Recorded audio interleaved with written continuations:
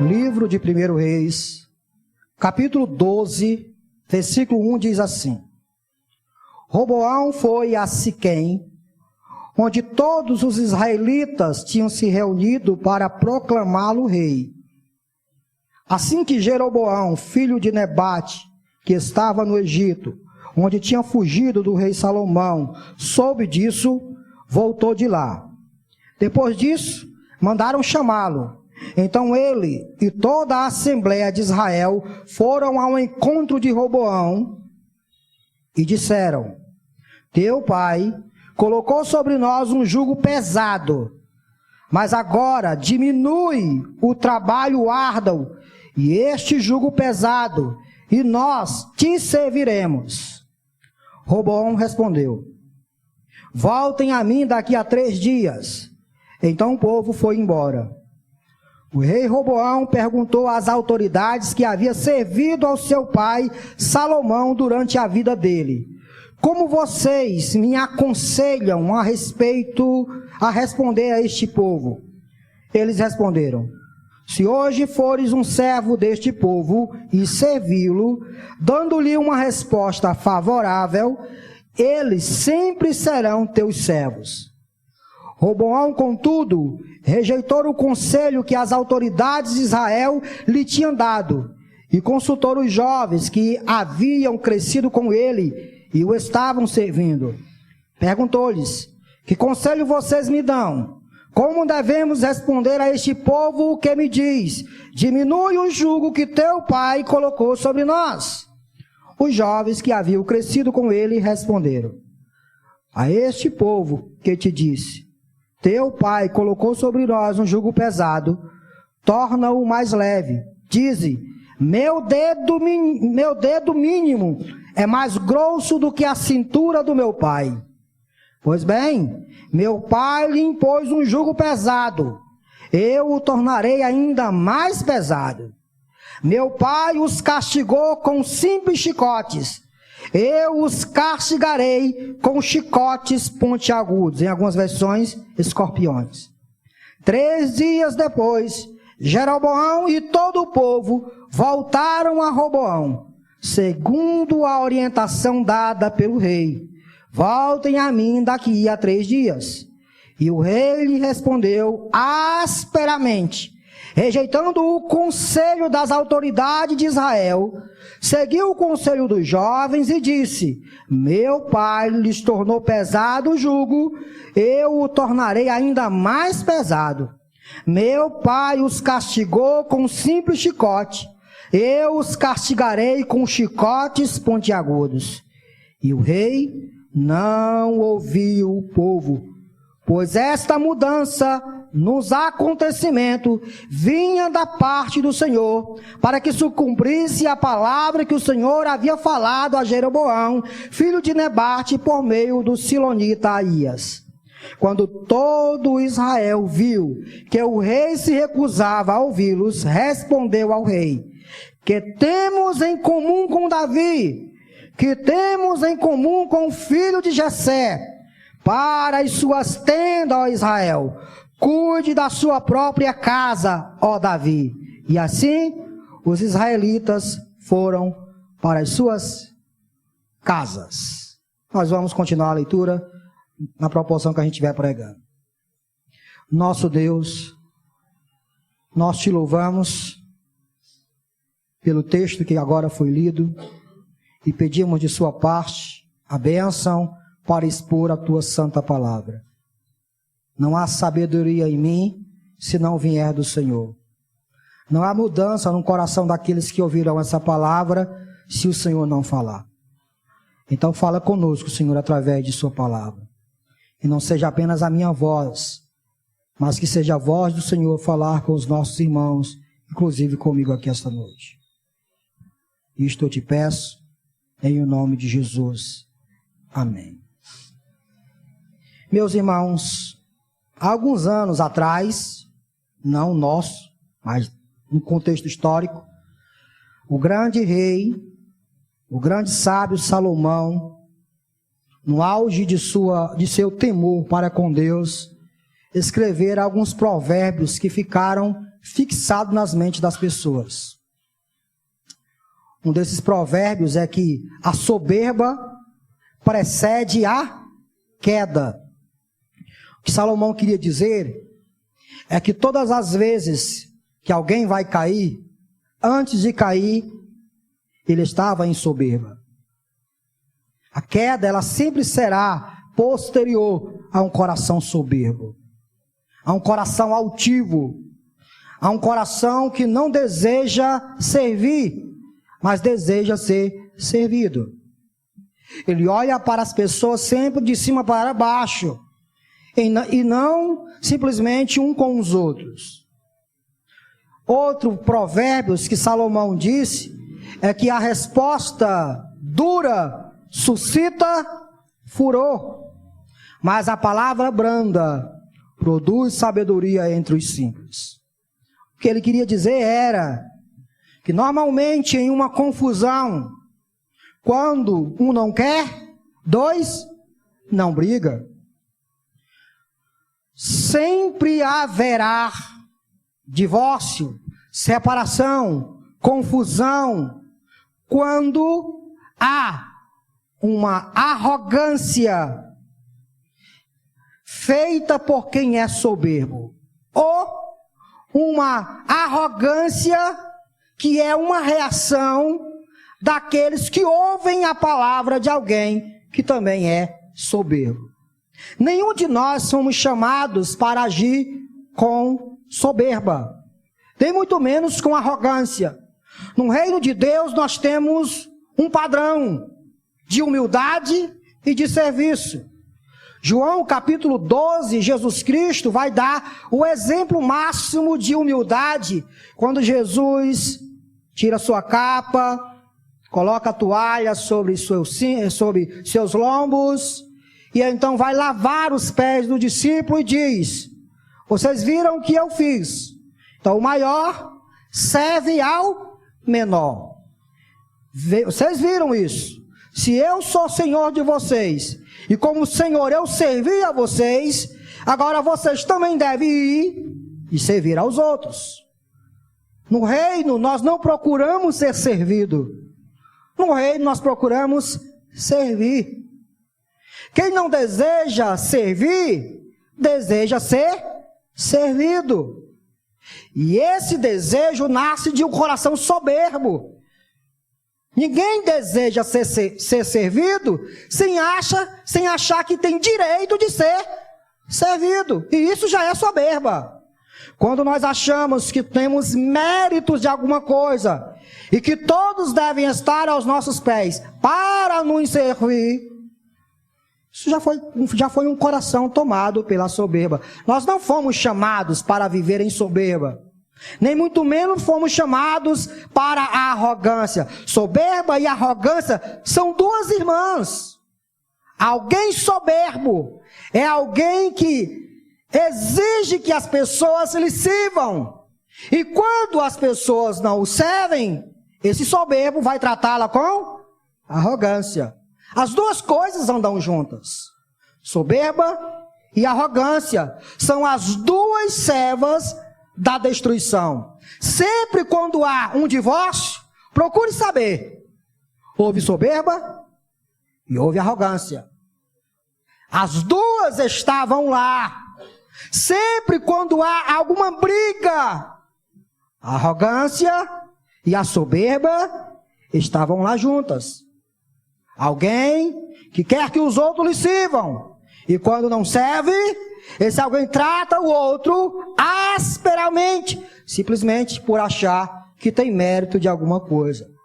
Mas preste atenção, irmãos. A queda sempre vem posterior a um coração soberbo e arrogante. Não fomos chamados para isso. Nesta porção do texto, todos nós iremos aprender que mais vale servir do que ser servido pelos outros. E que agir de forma soberba só trará destruição e desgraça para todos nós. Nós devemos rejeitar um coração soberbo.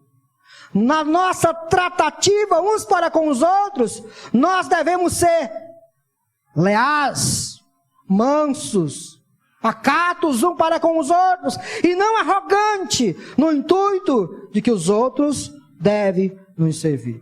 Roboão, junto com Jeroboão, e mais esse povo, são evidências de que nosso estilo de vida não deve ser pautado com arrogância e com a soberba. Vejamos o que nós vamos aprender nesse texto a partir dos versículos do capítulo 12 de 1 Reis.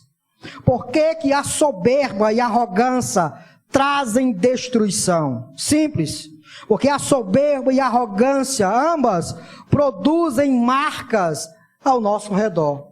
E para mim falar do capítulo 12, eu tenho que retornar vocês a um texto do capítulo 11. Volte lá, por favor, ao versículo 35, por favor.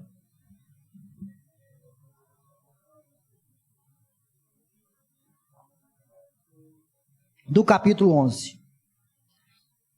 Deus levantara o profeta para repreender Salomão, não Roboão, Salomão, pai de Roboão, por causa de sua rebelião, por causa de sua idolatria. E então Deus resolveu disciplinar Salomão com as seguintes palavras, versículo 34. Mas não tirarei o reino todo das mãos de Salomão. Eu fiz governante todos os dias de sua vida por amor ao meu servo Davi, a quem escolhi e que obedeceu aos meus mandamentos e aos meus decretos. 35. Tirarei o reino das mãos do seu filho e darei 10 tribos a você.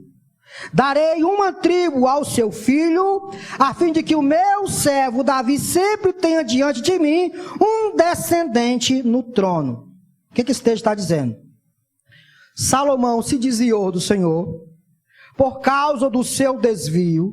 Deus trouxe disciplina a Salomão, mas resolveu aplicar essa disciplina não nos dias de Salomão. Deus sustou a disciplina por algum tempo. Era como se o cálice da sua disciplina ainda não houvesse transbordado. Salomão agiu de forma má. Salomão foi um padrão mau para as pessoas, um exemplo de soberba, de arrogância para as pessoas, inclusive para o seu filho.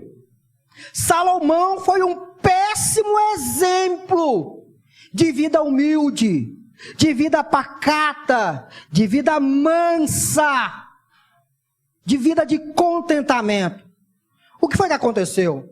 Deus resolveu visitá-lo, discipliná-lo, fez algumas tratativas, nós percebemos isso na mensagem anterior, mas Deus diz, olha, eu vou tirar 10 tribos sua e vou dar ao seu servo, só que eu vou fazer o seguinte, eu não irei fazer isso nos seus dias.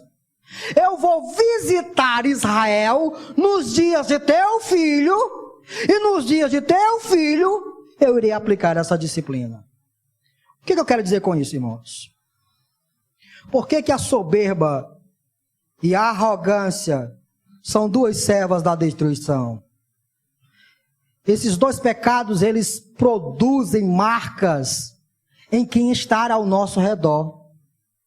Quem é soberbo, quem anda no pecado da soberba e da ignorância, não atinge somente a si. Ele acaba sendo um padrão para as outras pessoas. Quando um pai resolve viver em soberba, resolve viver em ignorância, seus filhos irão simplesmente experimentar dias terríveis. E eu quero dizer desde já para vocês que em hipótese alguma eu estou falando de maldição hereditária. Não é disso que eu estou falando. Eu estou falando de exemplos maus que são dados e repetidos pelos nossos filhos. Um pai que não lê a Bíblia, ele produzirá no seu filho uma vontade também não ler. Um pai que é absolutamente ignorante soberbo, arrogante, ele produzirá em sua família e em seus filhos esses mesmos pecados. Esses pecados vão deixando marcas, cicatrizes nas pessoas que estão ao nosso redor. E Salomão disse isso muitas vezes quando ele era mais jovem e quando ele fez alguns provérbios. Ele falava muito sobre o mau exemplo, de como todos nós devemos nos comportar diante daqueles que olham para nós. Então preste atenção. Nós devemos desprezar o caminho da soberba e o caminho da arrogância, porque não será somente nós que iremos experimentar dias terríveis. Aqueles que estão ao nosso redor também irão suportar isso.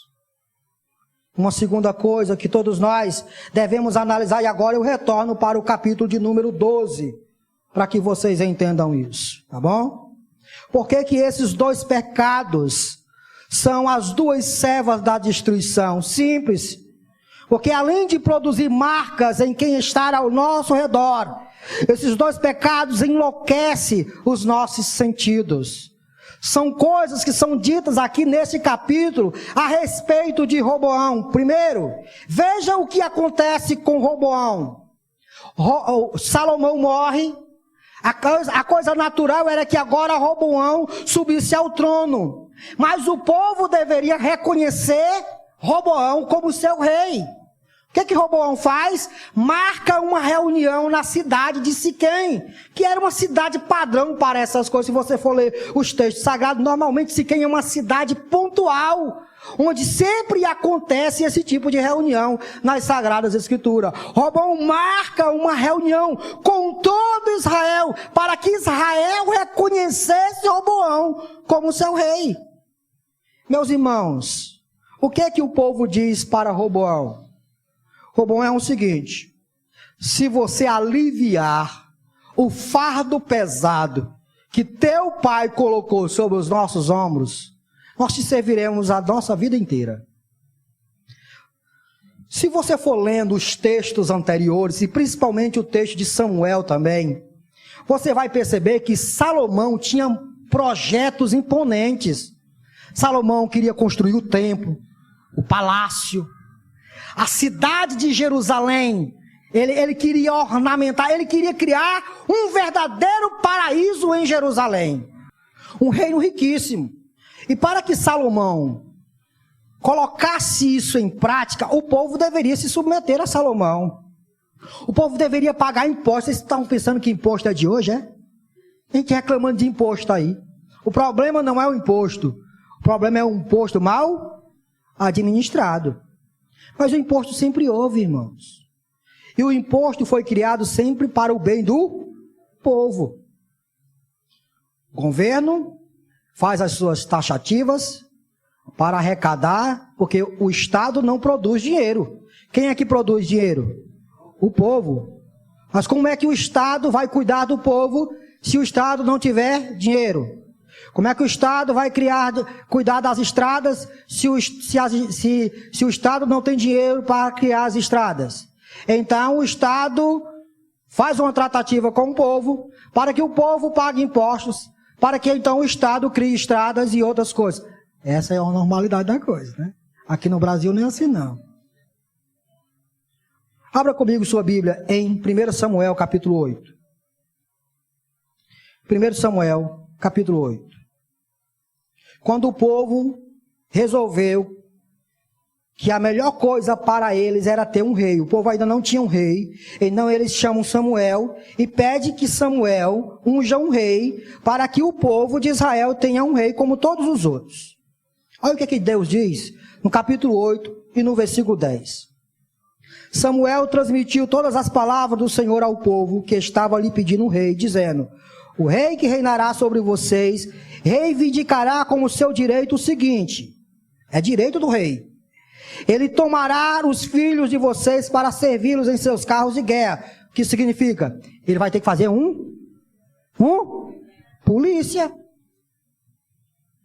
O rei vai ter que fazer um exército para proteger vocês.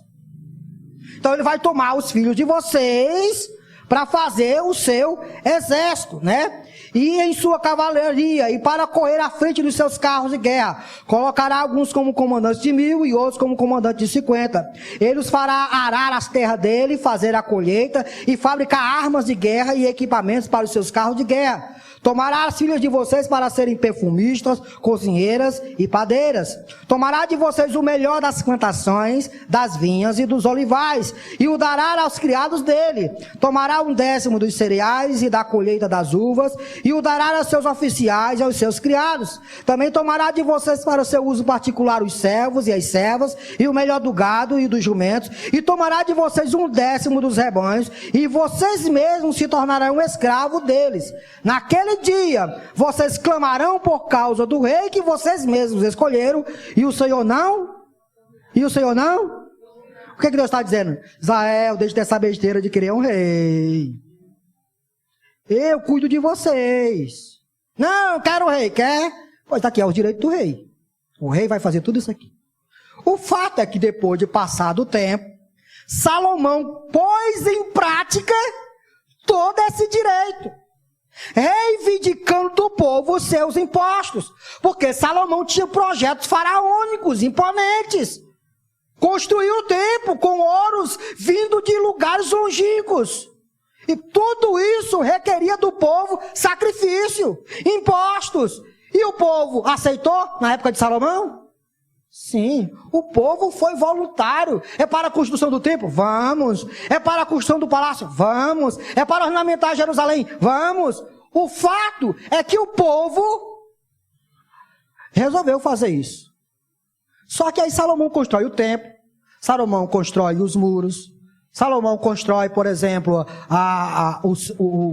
o palácio. Salomão ornamenta toda a economia de Israel. O normal, o justo seria o que agora? Baixar os impostos. Sim ou não, irmãos? Sim ou não? Esse seria o normal. Ora, já que agora todas as coisas estão em seu devido lugar, baixa os impostos. Tem um negócio aí, né? Presidentes, governadores, negócio, briga acontecendo aí. Baixa os impostos. O que foi que o povo fez? Chegou para Roboão e disse: olha, Roboão, nós vamos te servir, mas nós vamos te servir com essa condição. Teu pai colocou um fardo pesado sobre os nossos ombros e até agora nós suportamos. O que você tem que fazer agora? Alivia esse fardo. Meu irmão, a coisa mais natural era um rei preocupado com o seu povo fazer isso, sim ou não? Sim. Mas a soberba, a arrogância no coração de Roboão enlouquecia sua mente. Fazia com que ele não enxergasse a necessidade do povo. O povo estava cansado, exausto de pagar imposto. Estava na iminência de acontecer uma guerra civil. Não aguentando, você sabia disso, né, irmão? Quando o povo já está cansado, acontece tragédia. O que você vê, vez por outra aí, por exemplo, quando você vê uma população inteira, uma comunidade inteira, pegando um ladrão e matando. É para a comunidade fazer isso? Não. Tem regras, tem leis, tem indivíduos que são responsáveis por isso. Mas às vezes a população está tão cheia, tão chateada, tão cansada, que aí faz uma loucura como essa. Porque as leis acabam fraquejando. O rei deveria enxergar a necessidade do povo. Mas o que a soberba faz? Cega os olhos para ver a necessidade do outro. Quem é soberbo não vê a necessidade do outro. Quem é soberbo só está interessado em que seus direitos sejam realizados. E meu irmão, nós não fomos chamados para olhar simplesmente para a nossa vida. Nós fomos chamados para viver dentro do reino, preocupado com a vida dos outros. Muito mais com a vida dos outros do que conosco. Aliás, a Bíblia nos diz que nós cumprimos toda a lei quando nós amamos o Senhor de todo o nosso coração e quando nós amamos o próximo. Aí tem gente que diz assim, não, é amar mesmo. Se eu não amar a mim mesmo, como é que eu vou amar o próximo? Se eu não amo a mim mesmo, deixa eu contar um segredo para você. Não existe alguém que você ame mais do que você. Você já se ama demais. Falta agora é você amar a Deus e você amar o próximo. Mas a soberba, ela vai enlouquecendo o coração, ela vai cegando os olhos, fazendo com que os indivíduos não enxerguem as necessidades do outro. Os casamentos destruídos acontecem exatamente por causa disso. Os relacionamentos destruídos acontecem exatamente por causa disso. Um dos cônjuges começa a querer que seu direito seja realizado em detrimento do outro, não olhando para a necessidade do outro. O nome disso é soberba. Olhar simplesmente para si. E deixa eu dizer uma coisa para você. Soberba e arrogância são duas irmãs da destruição. A destruição vem a galope. Quando menos você esperar, a destruição acontecerá. Porque as coisas naturais são dessa forma. A soberba tomou conta de Roboão, cegando seus olhos para ver a necessidade do povo. Além disso, a soberba fez com que Roboão não ouvisse o que era certo. Vejamos o que diz no versículo de número, o versículo de número 6 até o versículo de número 11, trata da ideia assim, ó. Quando Roboão ouviu a tratativa do povo, o que Roboão fez? Vou dar 3 dias, me dê em 3 dias para me dar a resposta para vocês. Roboão foi aos anciões. Quem eram os anciões? Aqueles que tinham vivido com Salomão. Aqueles que tinham aprendido a sabedoria com Salomão. Aqueles que eram mais velhos. O que foi que os mais velhos fizeram? Deram o seguinte conselho para Salomão, ou para Roboão. Meu filho, faça o seguinte. Se você hoje disser para esse povo que está disposto a servir, que essa é a essência do governo, o governo existe para, a autoridade existe para, nós existimos para, servir, essa é a essência de todos nós. Se você hoje disser para esse povo que está disposto a servir esse povo, você terá o coração desse povo e então ele vai ouvir você. E vai servir o resto da vida a você. Mas você tem que atender o que eles estão pedindo. O que foi que o Roboão fez? Não, quero uma segunda opinião. Já viram isso, irmão? Eu já vi muitas vezes isso. Muita. Gente que vem pedir conselho, já com um conceito pré-formado, mas a ideia do pedido de conselho é que de repente esse conselho se encaixe com o que ele quer. Como às vezes não se encaixa, ele vai procurar outro. Soberbo, coração soberbo. A soberba já tomou conta desse coração, que ele não quer ouvir que o que ele está fazendo é um equívoco. Os textos que nós lemos de Provérbios mostrou exatamente isso. Um coração soberbo não escuta o conselho dos mais velhos. Foi o que Roboão fez. Procurou os mais novos. Ora, foi o que os mais novos fizeram. Mas deixa de ser besta. Faça isso não. Se você der sua munheca para esse povo, ele vai engolir você. Roboão não trata esse povo desse jeito. Porque se você der a mão, ele quer Já ouviram essa frase, irmão? Se você der a mão, ele vai querer o pé. Não abra, Roboão. Não deixe que esse povo ache que você é manso. Que você é maleável. Porque se você for maleável, eles vão montar em cima de você. Ora, esse conselho é magistral. Era tudo que ele queria, era isso. Vocês acham que foi que ele escolheu? Essa. Irmãos, está claro que Roboão se identifica com esses mais jovens. Está claro que tudo que Roboão queria era esse tipo de conselho. Ele vai para os anciões apenas com questão burocrática. Mas ele já estava decidido a não aceitar essas tratativas, a não ouvir a necessidade do povo, a não atender a necessidade do povo. Meus irmãos, não há coisa pior do que desprezar os conselhos daqueles que já andaram por uma longa estrada da vida. Tem um texto de Timóteo, Paulo aconselhando Timóteo. Paulo diz: Timóteo, fuja das paixões da mocidade. E existem muitas pessoas interpretam esse texto de forma errada, achando que o que Paulo está dizendo ali de paixões da mocidade é algo relacionado à relação sexual, à imoralidade. Não é.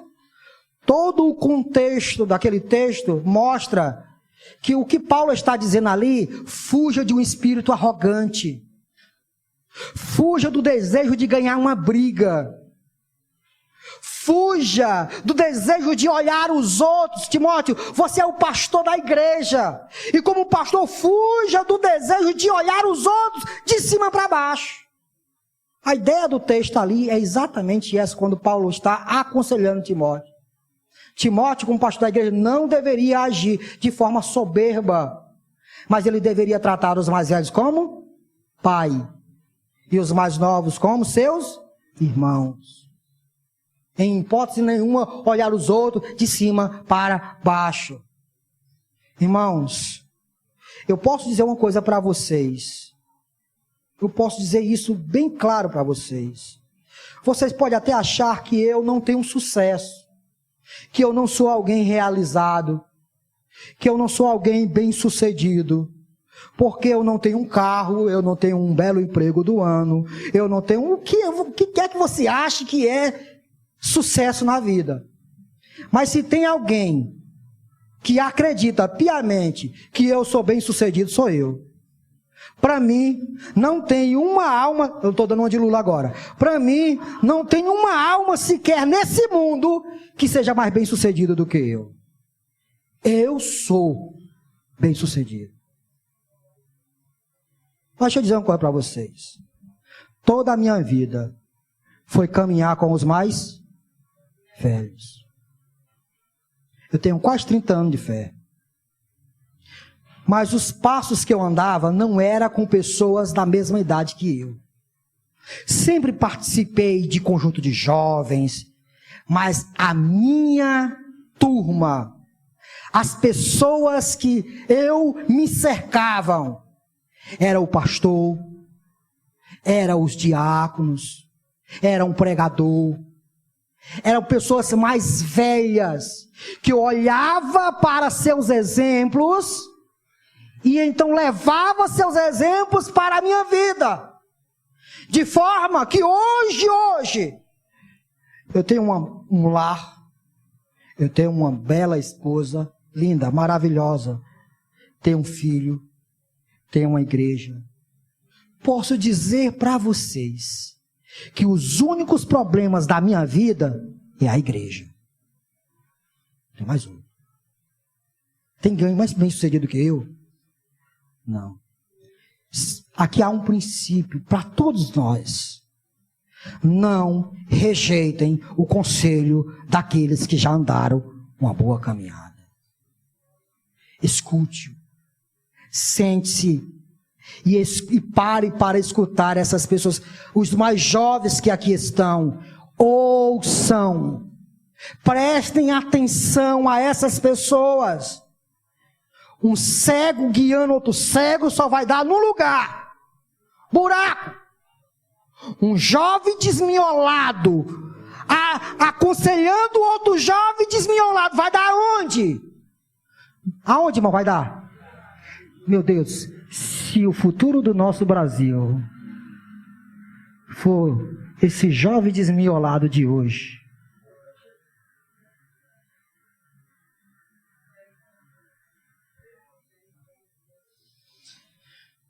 por favor, entenda o que eu quero dizer.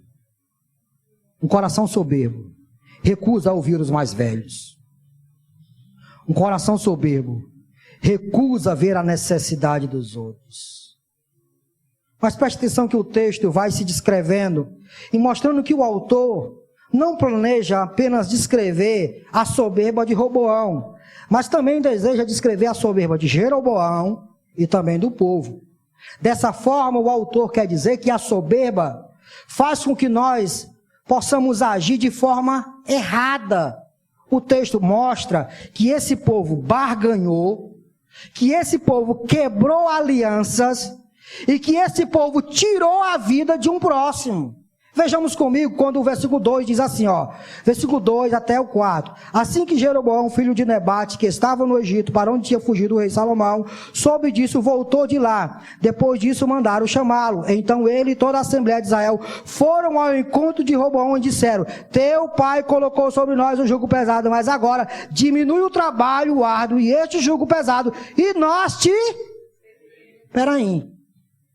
O que esse povo estava dizendo? Nós só vamos te servir se você nos servir. Isso é barganha, irmão? Sim ou não? Não ache que há aqui algum lado positivo do autor para com este povo. Não tem. Por mais que há aqui uma necessidade da parte do povo, mas o povo deve servir ao rei. O povo deve servir a casa de Davi.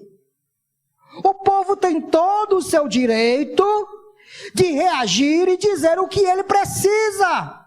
Mas preste atenção que o povo está colocando o rei contra a parede, e não é que o povo está dizendo que o rei está errado. O que o povo está dizendo é: se você não fizer isso, nós não vamos te servir. Acaba aqui o nosso acordo. Acaba aqui o nosso relacionamento. Barganha. Meus irmãos, a arrogância, ela caminha por isso. Um coração soberbo, para satisfazer o que ele quer, sempre vai tratar o outro com barganha. Um esposo soberbo só vai dar aquilo que a esposa quer, se ela lhe der o que ele quer e vice-versa. Não é assim, irmãos. Cada um de nós devemos cumprir o nosso papel. E qual é o nosso papel? Servir. Servir, independente se o outro serve ou não. Independente se o outro faz ou não. Nós não devemos barganhar. E é impressionante que muitas pessoas se aproximam de Deus exatamente dessa forma. Vem para o culto e às vezes faz as orações exatamente dessa forma, dizendo assim: ó, Senhor, eu estou aqui, tu está vendo, eu estou aqui. Então, eu estou te servindo, então faz isso aqui para mim. Irmão, nosso relacionamento com Deus não é através de barganha. Nós não servimos a Deus pelo aquilo que Deus pode nos dar. Deus é quem Ele é. Deus está acima de absolutamente todas as coisas. E por causa do que Ele é, nós servimos a Ele. Ele é Deus, nós somos criatura. E a criatura se submete ao Criador. Não é pelo aquilo que Deus nos dá que nós estamos aqui. Nós viemos adorar pelo que Ele é. E não pelo que Ele pode dar. Não existe barganha no nosso relacionamento para com Deus. E nem muito menos é para haver barganha no nosso relacionamento para com os outros. Alguém que costuma barganhar, a soberba já está lá no seu coração. Uma mulher que costuma barganhar num ato relacional com seu esposo, dizendo: se tu me dá isso que eu te dou aquilo, cuidado com isso.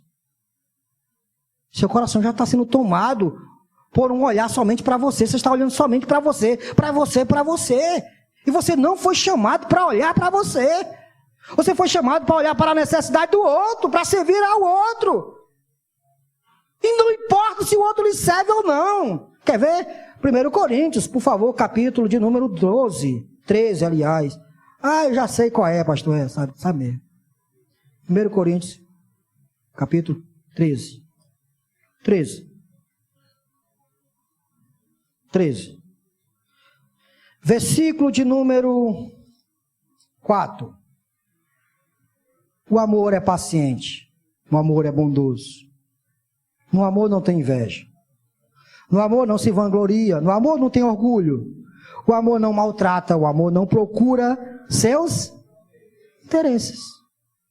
Ele não se ira facilmente. não guarda rancor. O amor não se alegra com a injustiça, mas se alegra com a verdade. O amor tudo sofre, tudo crê, tudo espera, tudo suporta. Por que o amor tudo suporta? Porque o amor, dentro da essência do amor, não há olhos para achar que eu tenho direito de alguma coisa. Qualquer infringimento que alguém comete contra mim, eu entendo que eu sou digno de mais ainda. Ora, meu irmão, se a Sandra fizer alguma coisa contra mim, por dignidade por dignidade eu merecia era mais do que aquilo. Eu não merecia o amor da minha esposa. Ela me ama porque resolveu me amar. Mas não é por merecimento. Eu não a amo porque ela merece. Eu amo porque eu decidi amá-la. Dessa forma, meus irmãos, não deve haver procura por interesses pessoais nos relacionamentos. Hoje é dia do namorado, né? Parece que está colando aí bem direitinho. Não deve haver isso. O que deve haver é um olhar para com o outro. Não barganhar. Esse povo barganhou. Se tu não servir, nós não vamos te servir. Se tu não der, nós não vamos te dar. Isso é uma forma errada de reagir às situações. Vejam que esse povo quebrou as alianças. Olha o que esse povo vai dizer em 1 Reis, capítulo 12, versículo de número 16. Quando todo Israel viu que o rei se recusava a ouvi-lo, respondeu: que temos em comum com Davi? Que temos em comum com o filho de Jessé? Para as suas tendas, ó Israel, cada um cuide da sua própria casa. E assim os israelitas foram para as suas terras, para os seus lugares. Vejam, meus irmãos, que a resposta dura de Roboão suscitou uma loucura por parte do povo. Deus já tinha dito que o caminho da salvação passaria pela casa de quem? Vamos lá, irmãos. Deus já tinha dito que o caminho da salvação passaria pela casa de Davi. Era através da descendência de Davi que viria o Salvador, que viria o Cristo. Mas olha o que esse povo faz. Soberba no coração, sem vontade de servir ao rei, porque o que eles queriam era barganhar. Quando o rei responde de forma áspera para eles, eles quebram a aliança com a casa de Davi. Não deveria ser assim. Eles não deveriam agir dessa forma. Eles não deveriam soltar a aliança que o próprio Deus havia feito com o povo e com a casa de Davi. Rejeitar a casa de Davi seria rejeitar o caminho da salvação. É isso que a soberba faz. É isso que a arrogância faz. Faz com que nós quebremos a aliança. Tomemos decisões equivocadas. Quando Deus faz uma aliança conosco, nos colocando no caminho de Cristo, nos salvando através de Cristo, e com nossa soberba e arrogância nós quebramos a própria aliança que Deus faz conosco. Quando nós fazemos uma aliança com o próximo, com uma mulher ou com uma mulher com um homem, eu com homem não, uma mulher com homem, uma mulher com um homem, um homem com uma mulher, o que é que a soberba faz? Quebra a aliança. Por quê? Por quê? Porque você acha que tem direito de alguma coisa. É claro que lá na hora do casamento, o oficiante vai dizer assim: ei, marmanjo, tu promete ser fiel a ela, na alegria, na tristeza, na saúde, na doença, na magreza, na gordura. Prometo. Sim. Nós fazemos esse tipo de promessa, né? Nós fazemos esse tipo de promessa. Lá naquele momento, nós fazemos uma aliança com o próximo, diante do oficiante e diante de Deus. Mas nas tratativas do dia a dia, quando nós achamos que temos direito de alguma coisa, porque o outro nos fere, nós resolvemos quebrar a aliança. Para que quebrar a aliança? Isso é loucura. Isso é soberba, um coração soberbo, que está enxergando somente você. A minha felicidade. Soberba? Que sua felicidade? Você não tem felicidade. Sua felicidade está atrelada à felicidade do outro. Você é feliz quando faz o outro feliz. Você não é feliz sozinho. Você é feliz quando faz o outro feliz. É assim que Deus define felicidade, irmãos. Quando nós trilhamos o caminho que Ele quer para nós. Quando nós servimos a Ele, servindo aos outros. Mas a soberba e a arrogância, ela barganha, ela quebra a aliança e ela está disposta a matar o indivíduo que age conosco com ignorância. Veja o que diz o versículo de número 18. O rei Roboão, estou caminhando para o final. O rei Roboão enviou Adonirão, chefe do trabalho forçado, mas todo Israel o apedrejou até a morte. A ideia aqui é, quando Roboão viu que tinha feito caca, ele viu que colocou os pés pelas mãos, foi o que ele fez? Chamou um mensageiro, o líder do trabalho forçado, né, o cara lá que estava encarregado pelo povo dos trabalhos. A ideia aqui era, olha, eu vou enviar você que trata desse tipo de assunto, para quando você chegar lá, tratar esse negócio, aliviar o sacrifício dele.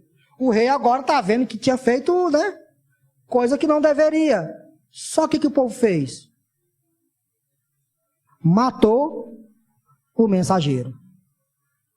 Veja, irmãos, que ao ver que todo o povo rebelou-se, voltando-se cada um para a sua casa, Roboão retrocede como alguém que tem um lapso de sabedoria e quer simplesmente tratar de aliviar a condição deplorável do povo e envia esse mensageiro para fazer isso.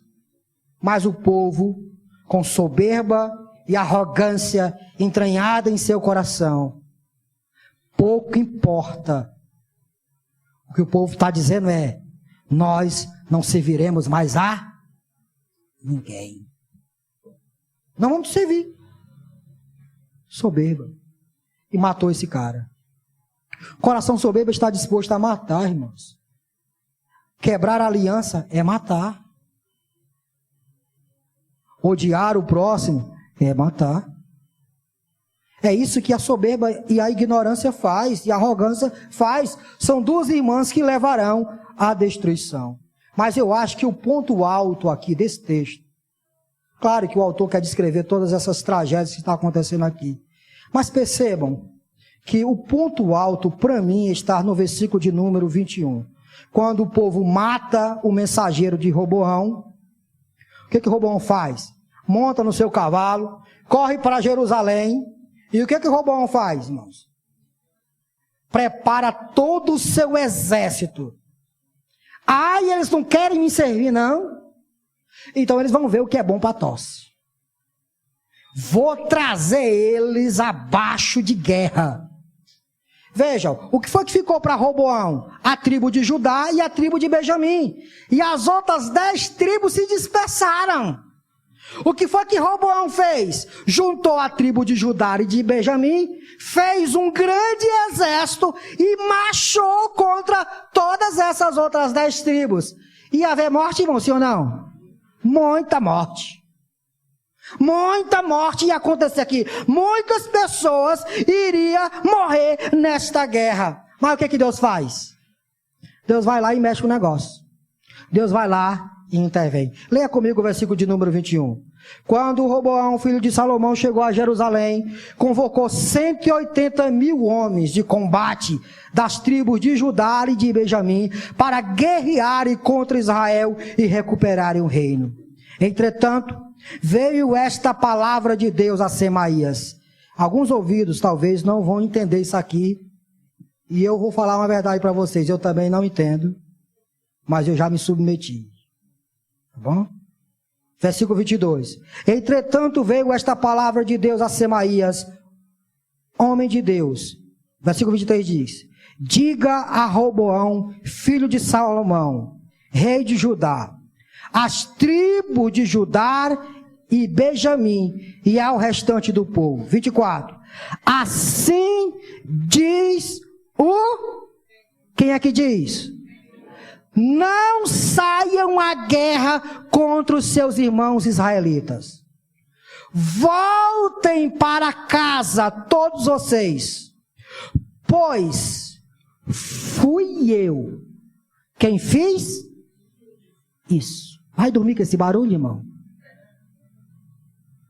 Você consegue dormir com esse barulho? Pois fui eu quem fiz isso. E eles obedeceram a palavra do Senhor e voltaram para suas casas conforme o Senhor tinha ordenado.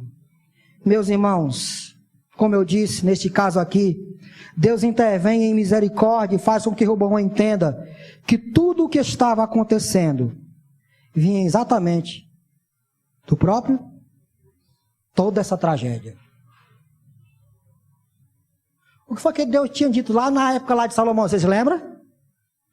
Salomão pecou contra Deus, se rebelou contra o Senhor, se curvou diante de imagens de escultura, adorou outros deuses. Foi o que Deus disse. Levantou um profeta lá na época de Salomão e disse: olha, vou tirar 10 tribos das tuas mãos e vou dar a um servo.